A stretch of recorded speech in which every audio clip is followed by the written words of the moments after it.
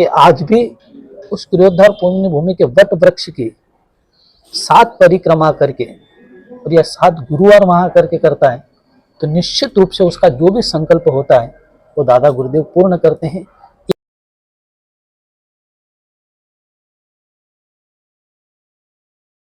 साथियों नमस्कार। जावरा जैन समाज के आचार्य गुरुदेव राजेंद्र सुरेश्वर जी महाराज साहब की क्रियोद्धार स्थली रही है और उसी क्रम में वर्तमान गच्छाधिपति आचार्य हितेश चंद्र सुरेश्वर जी महाराज साहब अभी जावरा में सूर्य मंत्र आराधना कर रहे हैं और आज उसी के संदर्भ में हमसे संवाद करने के लिए उनके अनुयायी, उनके शिष्य आदरणीय जो गुरुदेव दिव्य चंद्र विजय जी महाराज साहब और वैराग्य यश विजय जी महाराज साहब हमारे साथ हैं और हम उनका आशीर्वचन प्राप्त कर रहे हैं। गुरुदेव प्रणाम है आपको। सबसे पहले खूब शुभकामना गुरुदेव। सबसे पहले तो हम जावरा का जो जैन समाज का जो इतिहास है, जावरा क्यों महत्वपूर्ण है, यहाँ पर दादा गुरु का क्रियोद्धार स्थली जो मानी जाती है, तो उसके बारे में थोड़ा सा आप हमें बताइए कि वो क्या है और क्रियोद्धार क्या होता है और जावरा क्यों महत्वपूर्ण है। विश्व पूज्य दादा गुरुदेव श्रीमत जी राजेंद्र सुरेश्वर जी महाराज साहेब एक दिव्य साधक, दिव्य उपासक और परमात्मा की आराधना के सजग प्रेरित बाल्य अवस्था से रहे। गुरुदेव ने कई स्थानों पर स्पर्श न करी, किंतु इस मालव क्षेत्र की ये तपोभूमि कहो, साधना भूमि कहो, राजस्थान मालवांचल के विविध गांवों की स्पर्श न करने के बावजूद भी गुरुदेव को एक स्फुरना हुई कि मैं जावरा नगर का सौभाग्य कहो या इस भूमि की जागृति का पल कहो। दादा गुरुदेव के मन में विचार आया कि सभी जगह की स्पर्श न करने के बाद, किंतु यहाँ के परमाणुओं को देखने के बाद गुरुदेव के मन में आया कि मैं जिस शंखनाद को करना चाहता हूँ, शीतलाचार चरम सीमा पर उस वक्त था, पर गुरुदेव ने एक साध्वाचार्य का शंखनाद करना था।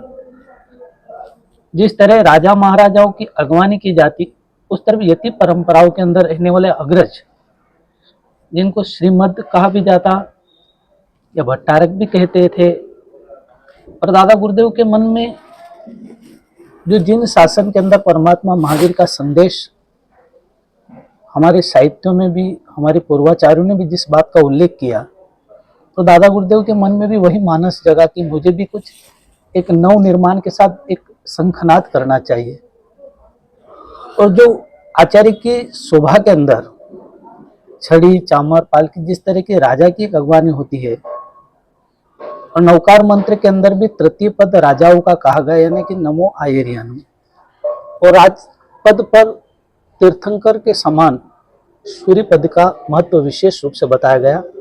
तो दादा गुरुदेव के मन में भी यही आया कि मैं जिस पद पर हूँ उस पद की गरिमा अनुसार जावरा की तपोभूमि का उन्होंने चयन किया, और संवत 1925 में क्रियोद्धार करने के बाद में शीतलाचार को समाप्त कर साध्वाचार्य की एक नई दिशा का संदेश दादा गुरुदेव ने क्रियोद्धार करके दिया। और वहां से लगा करके अब तक श्री स्वधर्म व्रत तपागच्छित त्रिस्तुतिक परंपरा के अंदर हमारे पूर्वाचार्य जितने भी हुए या वर्तमान आचार्य जितने भी है, वर्तमान मुनि, श्रमण, श्रमणी, दादा गुरुदेव के आदर्शों का पालन कर जिन शासन की शोभा में सतत अभिवृद्धि करते चले आ रहे हैं।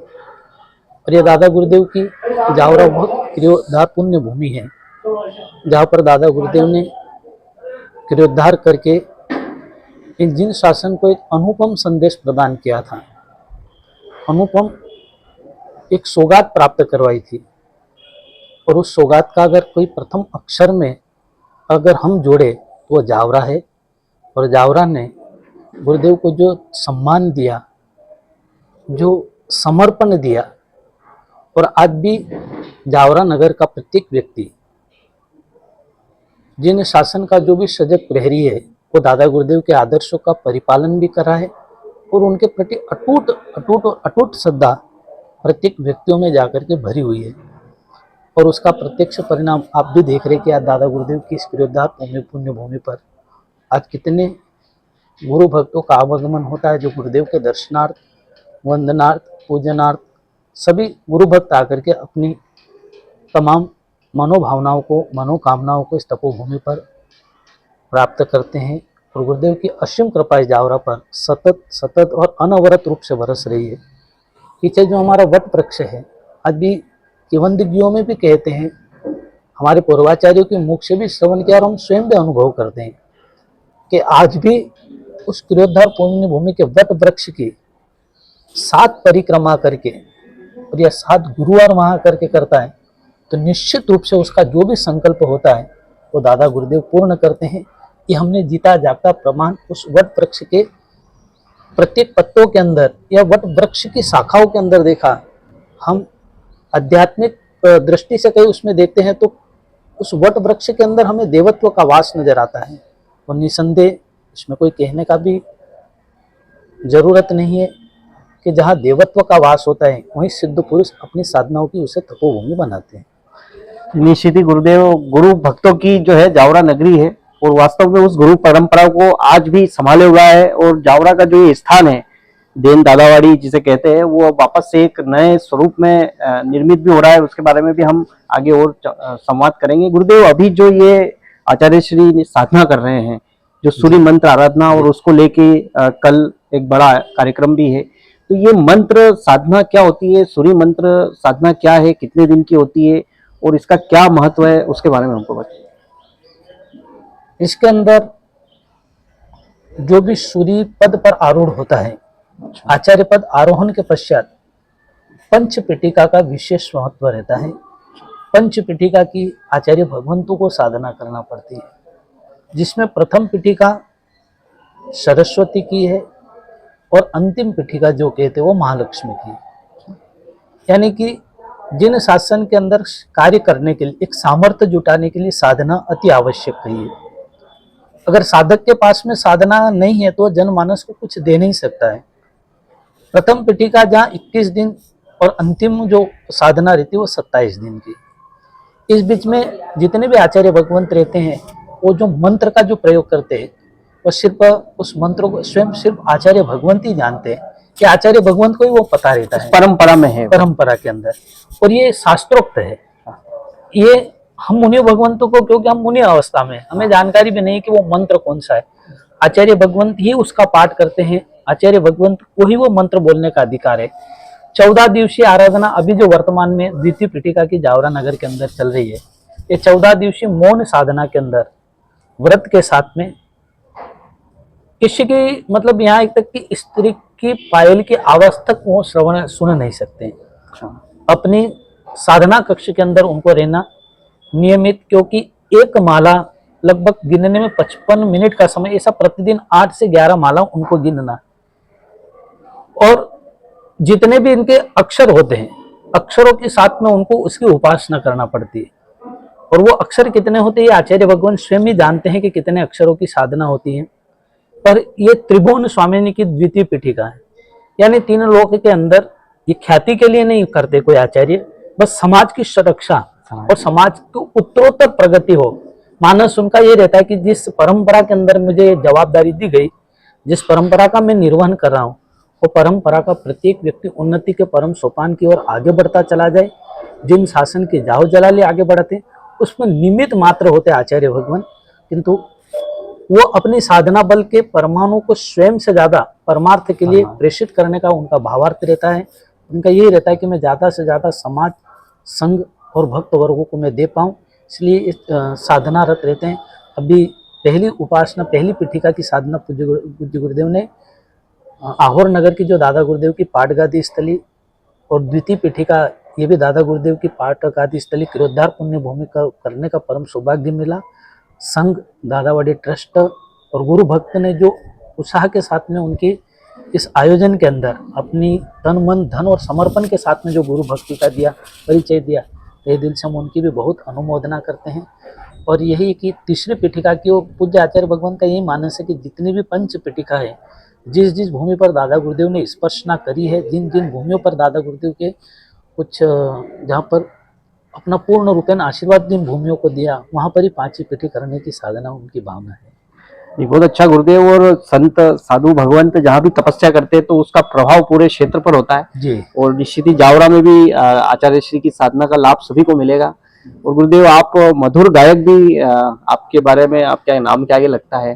तो ऐसा कुछ इस जो साधना के उपलक्ष्य में कोई कुछ पंक्तियां आप हमें अगर सुनाएंगे तो। ये तो प्रासंगिक होता है, तो कोई पूजन महाविधान के अंदर होता नहीं, संदेह ये सब गुरु कृपा का प्रभाव है। हाँ। और रुचि भी एक संगीत के प्रति शुरू से रही, किंतु जब भी कोई सहयोग बनेगा निश्चित रूप से आपको श्रवण करवाएंगे। बस आप तो यही प्रार्थना करना कि पूज्य आचार्य भगवंत ने जो साधना करी है उसका फल हर व्यक्ति को मिले और सदा स्वस्थ रहे, प्रसन्नता के साथ में जिन शासन की जाव जलाली में उत्तरोत्तर आचार्य भगवंत प्रगति करे, ये मंगल कामना आप और हम सभी मिलकर के सदैव करते रहे। यही सबकी भावना और हमारी भी यही भावना है। बहुत अच्छा गुरुदेव। हमारे साथ वैराग्य यश विजय जी महाराज साहब भी हैं। गुरुदेव आपके नाम में ही वैराग्य है और वैराग्य के का मिलना इतना आसान नहीं होता है। तो ये पूरी जो साधना का एक समय चल रहा है, इसमें आपका क्या संदेश आप देना चाहेंगे?